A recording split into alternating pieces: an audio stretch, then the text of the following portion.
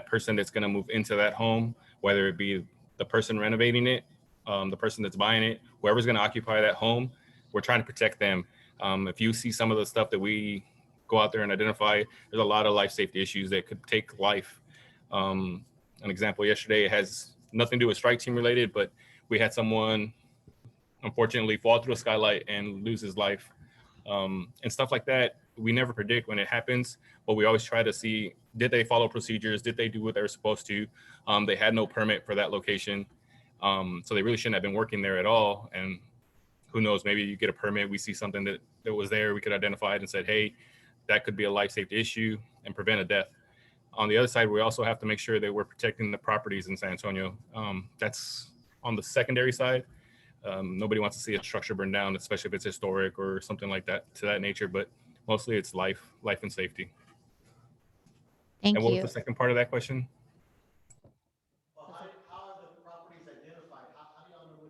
How do you know which homes to go visit? How are they identified? Which homes to visit? Okay, so there's a couple different ways. Our team is proactively out there looking for people working. That's what we were using websites, Facebook, Realtor. We're using everything that we can do to find locations that we're not working with permits. And eventually we just started getting so many calls back in from other contractors, from realtors asking us, hey, I'm about to sell this house, or I'm about to buy this house. Can you let us know if there's any permits out there? So there's many different ways we can do that.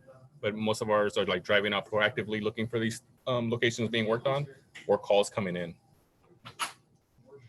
All right. And we did have a question from Tony Martinez. Tony asked, are you seeing these problems from flippers more than a homeowner that wants to do upgrades? I'm going to try to summarize a little more. You're asking who do we see more involved, right? Yes. Kind of basically.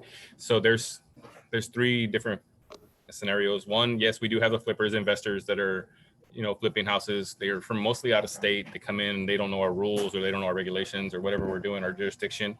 And we have that side. We do have homeowners that do it too, just the same way. It's all about not knowing. But then again, we have a lot of realtors that wear multiple hats where they're both the seller, buyer, they flip as well. So the realtor is a big problem as well too. I mean, I don't know how many of you in your team right now actually do both sides and do they do it correctly. But we do see a lot. It's not just one particular party or one particular group. It's not the contractors so much doing it. It's a lot of the outside people, investors that are doing it.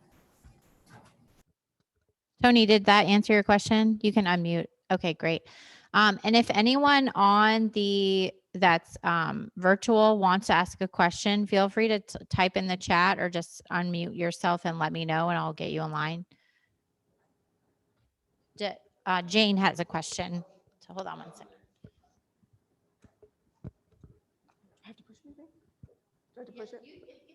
Okay. If somebody bought a house that was flipped and they're experiencing a lot of problems so that things weren't done right, is there anybody they could contact to see if it was permitted? Yes, I'm going to give you a bunch of different numbers right now because we have several numbers for us to call because they're all usually busy and ringing. And I can give you a couple email addresses too. So that way, if you need to contact somebody, but they would call us, that way we can get out there and find out what's going on. So before I give you that information, I'm going to let you know. So we're here to prevent those working without permit situations, but we're also here to help the homeowners, or in your case, a realtor that's been not getting compliance from the contractor, right? Because they all sign agreements and contracts with the city building official, which is Michael Shannon, saying that they're going to do everything to the best of their abilities per code, per their license or registration or whatever it is. They're signing that, saying that they're going to do that. And sometimes we get a lot of contractor complaints saying, hey, they got their permits, but I can't get a hold of them anymore. They took my money and they're gone, or they're just taking too long on my project. So we get a lot of those too. We're not just here looking for work without permits. We're trying to protect the city all together and everybody inside that's going to occupy some kind of structure. So that's some of the things that we have to deal with.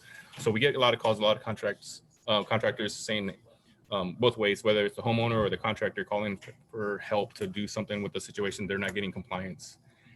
So the first number I'm going to give you. And I was going to say, if you wanted to reply to my email or have one of your staff do that, I could just send it out so you don't have to Awesome. go through them all. Yeah, Yes. that might be. And then I'll send it out to everyone. Okay. Thank you. Yes, no problem. And Tony, I saw you have a couple questions, but I'm going to let Jeff go next and I'll come back to you. Hello. I know you're with City of San Antonio, but do you do outside city limits, Bexar County? How far do y'all check? Yeah, unfortunately, we could only enforce per our city code, which is inside City of San Antonio. But we have been getting a lot of calls and a lot of interest from other, surrounding cities asking us, about the strike team, and possibly they could have something coming up next in the near future. But we only have jurisdiction inside the city. That's for my strike team. As far as inspections, there's a couple other things. Inspections, code enforcement, and a signs department. They have an ETJ, so they can go a little outside the city, but it's in different areas, and it depends on their jurisdiction and what they're allowed to. Because we do some inspections for building inspections outside the city of San Antonio.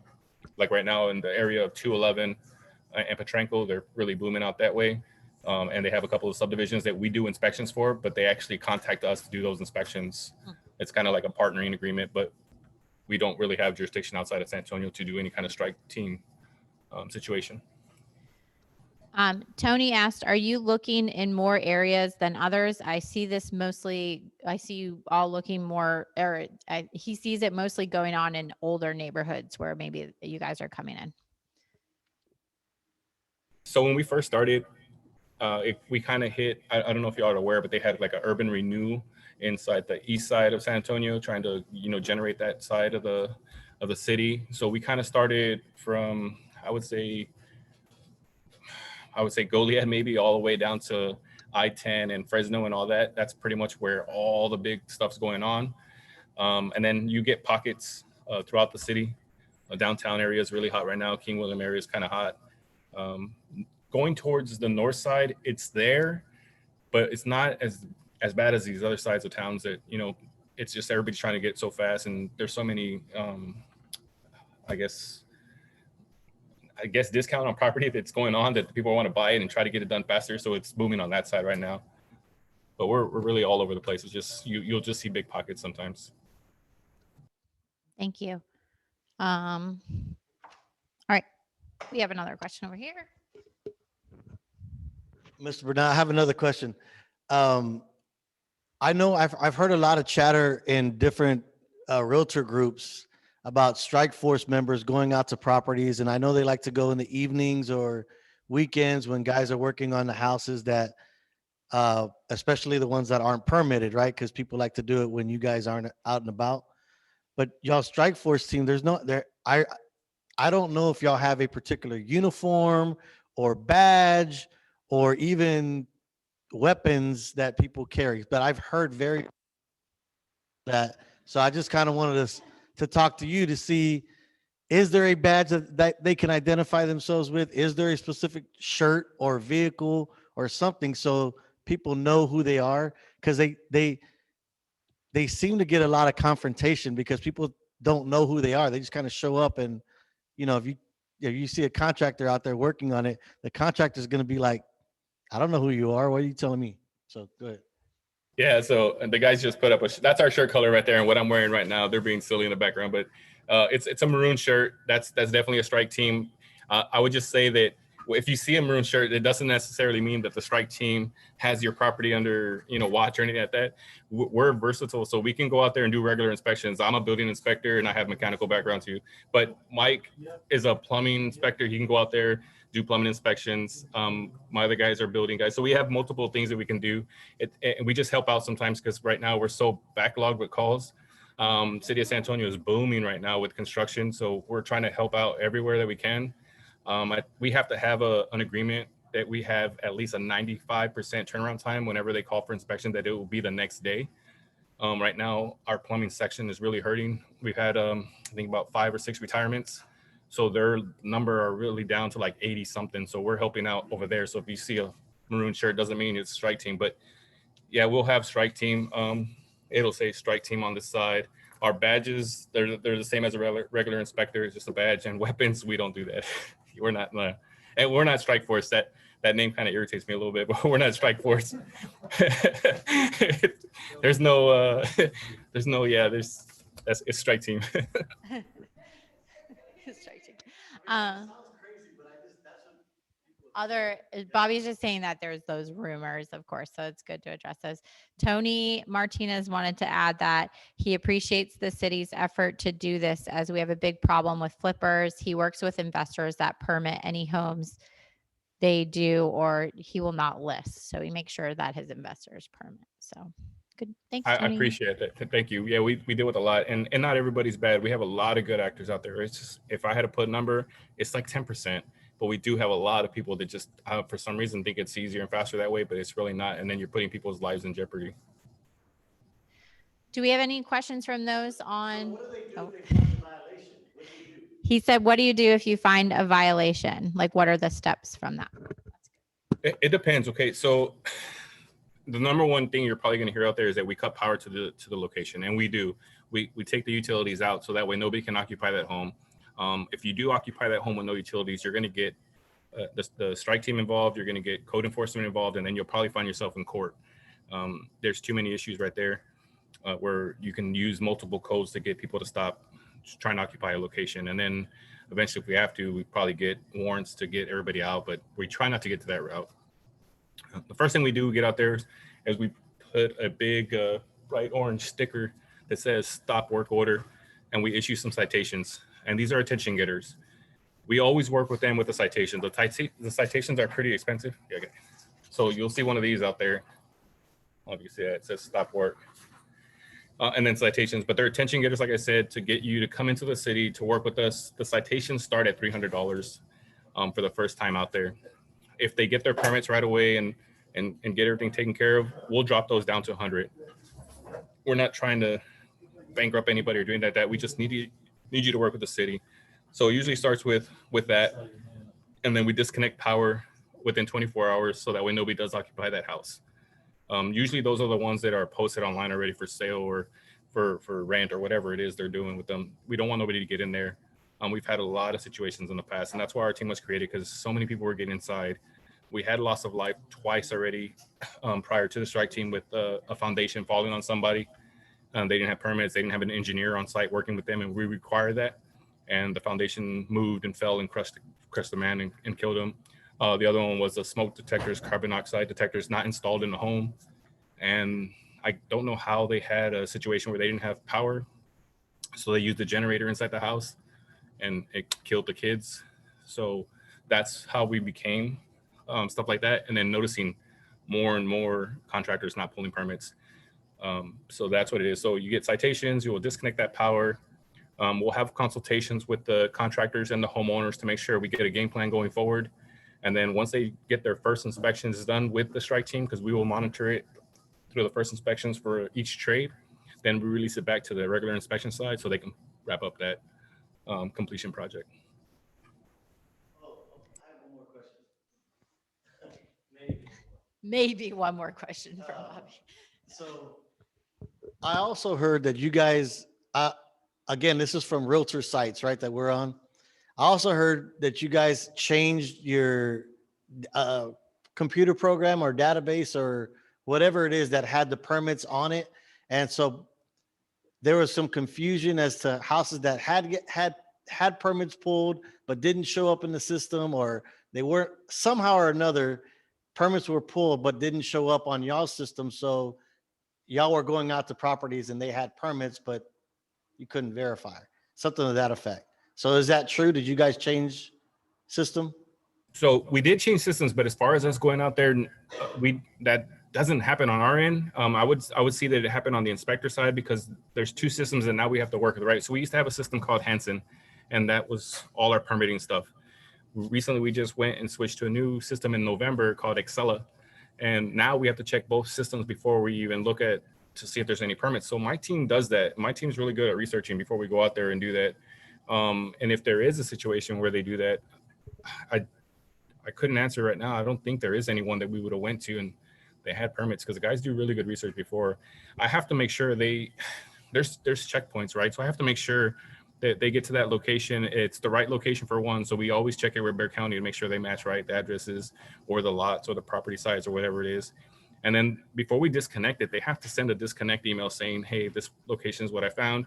And we check it to make sure that it is what it is before we disconnect. I can't go disconnecting power.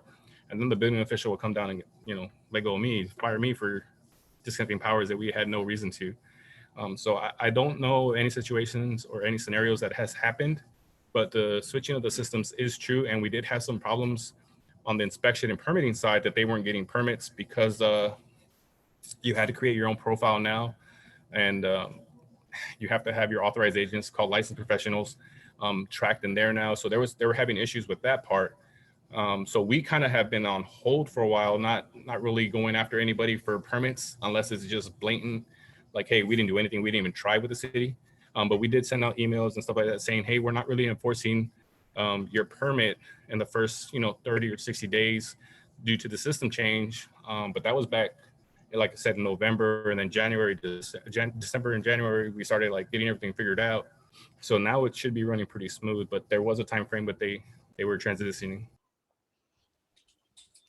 Thank you. And Tony added that he's going in a minute, but the website is a big help to find permits that have been pulled. He thought it was very helpful. Does anyone watching have any questions or want to chime in or?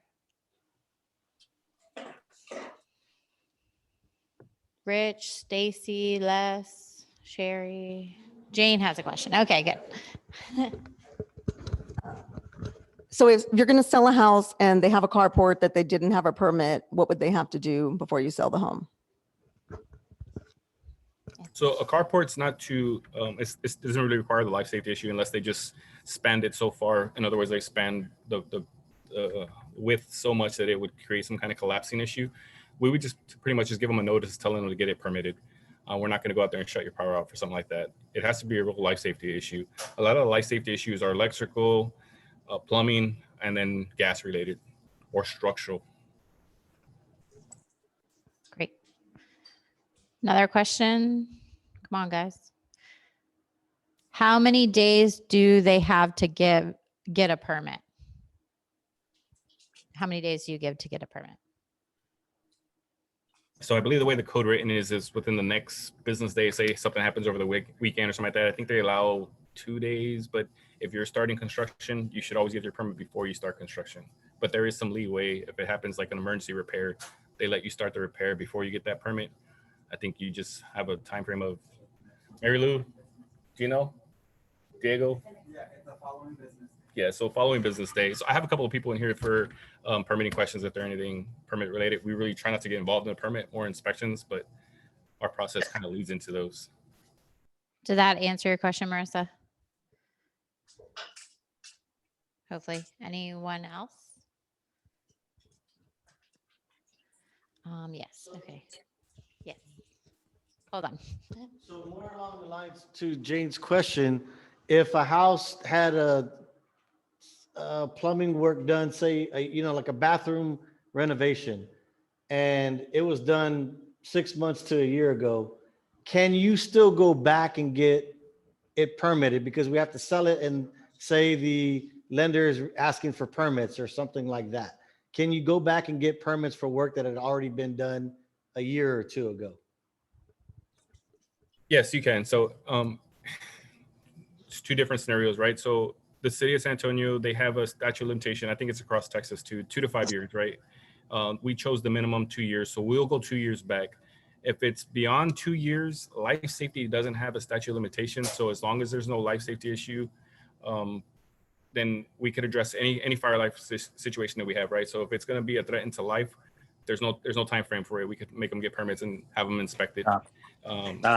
If it's simple and it's something minor, we could just say, hey, you know what? It's outside our 2 years.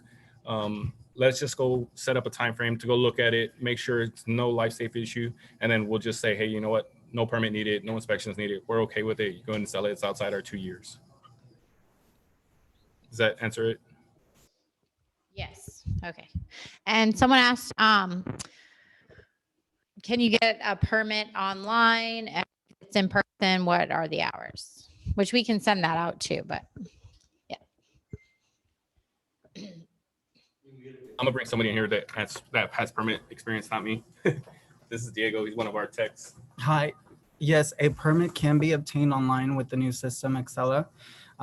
It's quite a process because you have to have a citizen access portal account created with whoever the license holder is in order for them to be able to obtain the permit, because that's a requirement. So either a property owner or the licensed contractor is allowed to apply for a building permit. And once that is established, then they can submit a permit application, which at that point would come to our department for review. So yes, a permit can be obtained online. thank you. And Robbie asked, is there anyone that could answer zoning questions? Yeah, so we're a little zoning certified. I can try and see what you got. What do you have, Robbie? You can unmute yourself or type it in. Oh, cool. So I have a question. Can you hear me, first of all? Yes. So if I have a client who has a property that is zoned RM4 and they are wanting to put 4 units on there but sell them separately, I know there's a way to do it, but just curious if y'all know what that process is. So that could be complicated. So they would want to do is come down to land development and do it. There are situations, or I wouldn't say situations. There are properties that do allow you to do that, but because it's a R4, usually it's only a 2-unit kind of thing where they have the main and an accessory in the background for like a mother-in-law suite or something like that, some kind of accessory. But when you start talking about multiple units, once you do that, you have to have like a multifamily zoning, so MF33. But to give you a definite for sure yes or no, they would come into land development, give them the property address so they could do some research, because there could have been a code council passed that they had some kind of non-conforming where they were able to do that. One of the properties we're going to today is that situation. They're, I think it's a R6, but they have some kind of non-conforming that allows them to be a commercial property and have 9 units building on there. So it just depends on what they passed. Thank you. Hold on. All right. Other questions?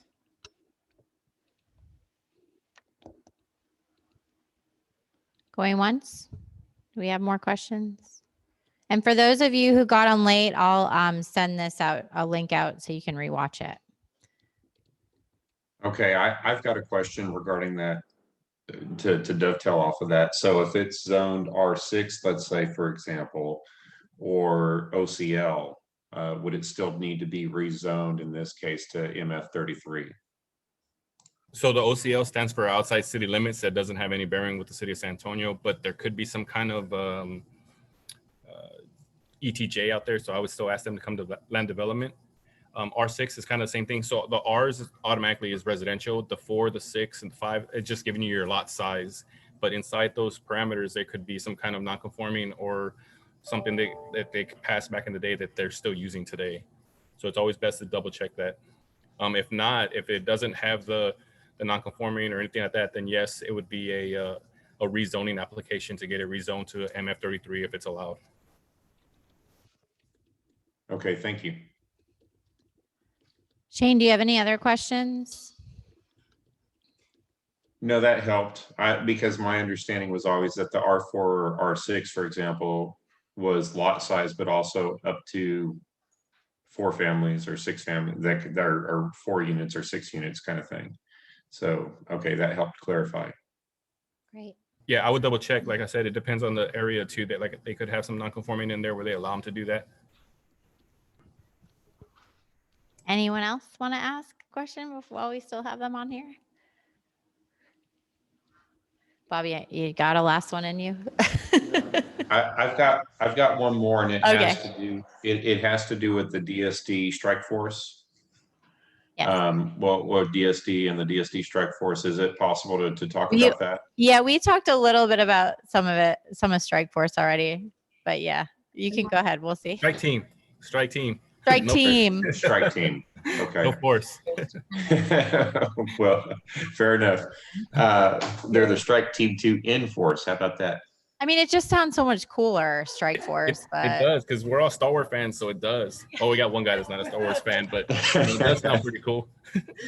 Just don't want to know. I don't want to tell people, hey, we're gonna force our way in. yeah, All right. Okay, go ahead, Jane. Sorry. No, that's okay. So I guess the question that I have is that I've worked with several investors, and I had one, for example, that had an issue with the strike team, in which they stopped work ordered the house. Everything ended up fine, but it cost my investor a substantial amount of money to be able to show that everything that was done within the house was up to code.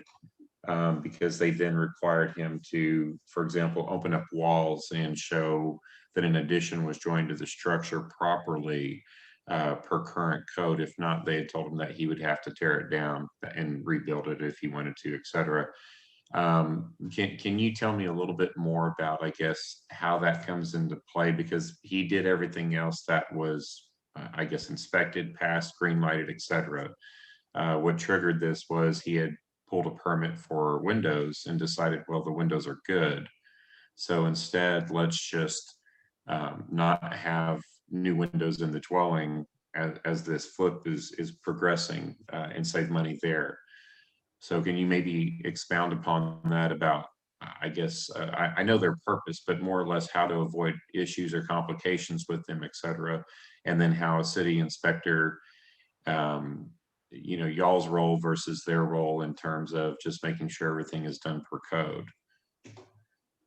Yeah, so I'm not sure of the situation that he had, or if I knew an address, I could probably talk more on it, but I could just give you the breakdown. Yeah, when we do find locations, and unfortunately they are out of scope, or a lot of times what we see is you mentioned the windows permit. That's what we see a lot of the times, that they're just going to apply for a door and window permit, and they think they have a permit to do whatever they want with it. And the next thing you know, we go, and I could show you countless photos and 1,000 properties that we have where they started taking out, walls or additions or whatever the case may be. They start doing that. So yeah, unfortunately, we do tell them they have to remove sheetrock. But we're pretty, I would say, a good percentage that we know we're going to tell you to remove that sheetrock because we know something's behind that wall. It's hard for me to tell someone to remove sheetrock when I can't even prove that it was not new. So I have to be sure, and my team has to be sure, that if we're going to ask you to remove sheetrock, that it's pretty 100% that it's a new build or something, that they did replace that. Before we get to that extent of removing sheetrock, usually what we like to do is tell them to move fixtures and sockets, whatever they may be, before we start removing sheetrock. And we can pretty much tell in those areas that we can see, or we go through the roof and take a look at that to see what's going on up there. But they do have to remove sheetrock. They do have to prove that it's not an addition. And we don't go and say, hey, take out this whole wall. We'll first make small cuts where they could do small sheetrock repair. But if it does come out that they did the work and there is an addition, then yeah, they have to take out the sheetrock. And we work with them to a certain point too. If I have a wall that's sheetrocked together, I'm not going to make them move both sides. I can see the same thing on either side. So we'll work with them, say, hey, interior walls, you could take off one side, either all the way around. But exterior walls, they do, if they've messed with those exterior walls, because there's a lot of, wind bracing or structural support that we need to make sure is there before they continue.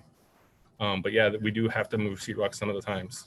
And I don't know in your investor's situation, which location it is, but if I knew, I could tell you more detail. And it does cost them money. I do hear on that end a lot. But unfortunately, that's not one of our concerns. You should have done it right way. If it was a mistake on our end, I haven't seen one yet that we told them to take off something and then we're like, oh, I'm sorry, it was our fault. That wouldn't happen, because that gets us into lawsuits. So we have to make sure we're pretty good with what we do before we ask anything to be taken apart. And Shane, you weren't on earlier, but he is going to send us out some contact information, places you can call or email to ask questions. So if you have some stuff particular to that, maybe that would be a good way to check in with that situation. And I did get a question of how many people are actually on. I think you kind of went through some of them, but how many are on the strike team? Yeah, I'm sorry. Before I answer that one, I'm going to go back, because he also asked about the difference between the other inspectors. The other inspectors, they do call us as well whenever they see some kind of issues with no permitting, but their job is kind of just to inspect and go, because they're they have so many inspections. My guys will only have up to 6 inspections a day. We're a team of 7. Right now, we're currently down 2 because we had some retirements happen, but they can only do 6 because of the amount of time that we're out there. The other inspectors, they get anywhere between 30 plus calls. So they have to speed up a little bit and don't have the time to sit there and go over a house very thorough as we do. And what was the other question? I'm sorry.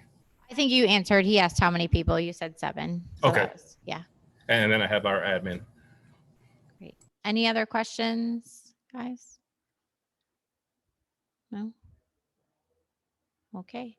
Well, thank you so much for taking the time out of your day. I know real estate for our agents is crazy right now. So I'm sure your job right now is crazy keeping up with all the everything going on. So thank you so much for coming on here and talking to us. Yes, ma'am. Thank you. Thank you all for having us. All right. Bye, Bye. guys. Thank you. And I will send this out to the agents. Thanks again. Bye. Thank you.